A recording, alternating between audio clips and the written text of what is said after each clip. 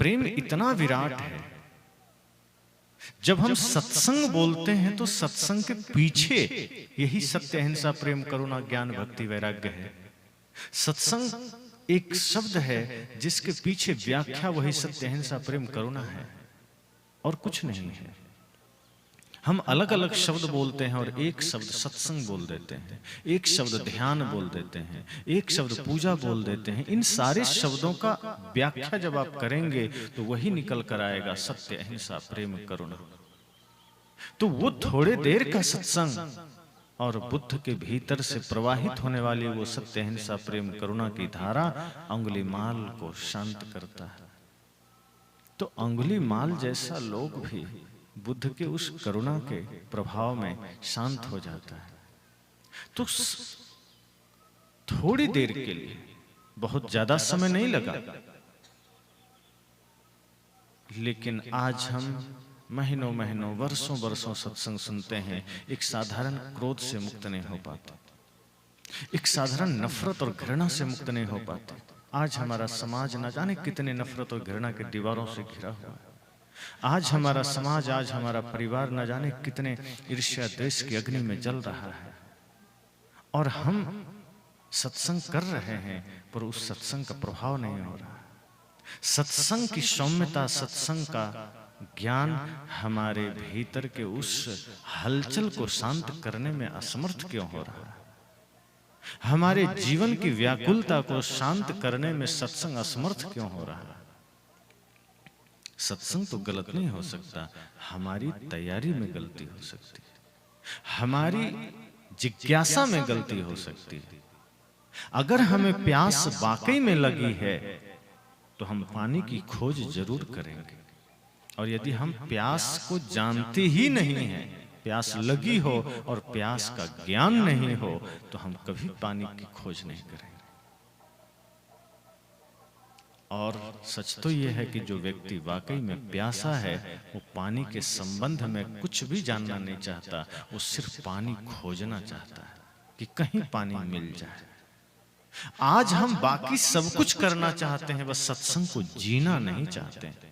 सत्संग के बारे में जानना तो चाहते हैं, शास्त्रों के बारे में जानना तो चाहते हैं, ध्यान के बारे में जानना तो चाहते हैं, पर ध्यान को जीना नहीं चाहते, सत्संग को जीना नहीं चाहते। अब सत्संग को जानने से जीने में कोई अर्थ थोड़े छिपा है कि जान लिया और जिया ही नहीं तो क्या मतलब है? सत्संग के लिए प्यास जरूरी है, सत्संग के लिए जिज्ञासा जरूरी है, मुमुक्षा जरूरी है। सिर्फ इंफॉर्मेशन के लिए अगर हम सत्संग सुन रहे हैं, सिर्फ इंफॉर्मेशन के लिए शास्त्र पढ़ रहे हैं कि थोड़ा सा ज्ञान मस्तिष्क में हो जाए ताकि चौक चौराहे पर हमें भी कुछ कहने में सुविधा हो, फिर वो ज्ञान किसी काम का नहीं। यदि वाकई प्यासे हैं तो हम जानकारी के पीछे नहीं भागेंगे। हम फिर, सदगुरु कबीर ने कहा है ना कि शास्त्रों के पीछे भागने वाला व्यक्ति सत्य से दूर होता है। जिसके पास शास्त्र का ज्ञान है, कोई जरूरी नहीं कि उसके पास सत्य भी होगा, क्योंकि शास्त्र से सत्य का कोई संबंध नहीं होता। शास्त्र तो कहीं कोई भी लिख के चला जाएगा। शास्त्रों को सत्य का रूप तो इंसान देता है। शास्त्र में बहुत सी ज्ञान की बातें लिखी है, बहुत सी प्रार्थनाएं लिखी है, लेकिन उसको सत्य का आकार हम देते हैं। जैसे शास्त्र में लिखा है जियो और जीने दो। अगर हम ना जिए ना जीने दें तो वो तो शब्द झूठ हुआ ना। और यदि हम जीते हैं और जीने देते हैं तो वो शब्द सत्य हो गया, मतलब उसको हमने सत्य बनाया।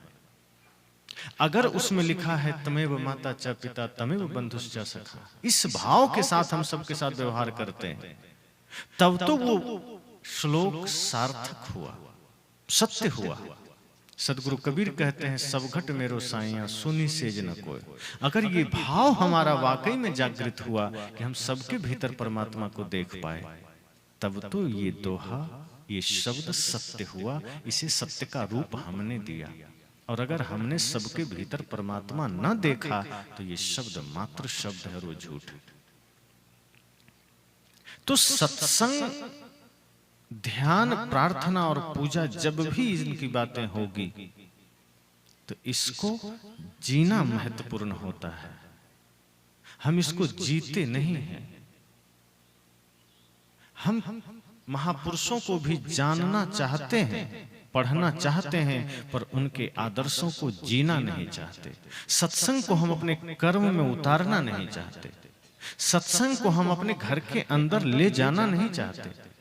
सत्संग को हम सत्संग पंडाल के बाहर होते ही छोड़ देते हैं। ध्यान जो कि जीवन के लिए सबसे बड़ा संबल है, जो हमारे भीतर के समस्त सोई हुई शक्ति को जागृत करता है, उस ध्यान को भी हम क्रिया बनाकर करते हैं। संत कहते हैं जब भी आप क्रिया रूप में कुछ भी करेंगे वो बाहरी रूप हो जाएगा। और हमने जिसे स्थिति बनाना था उसे हमने क्रिया बनाया। झाड़ू लगाना, सफाई करना, भोजन करना,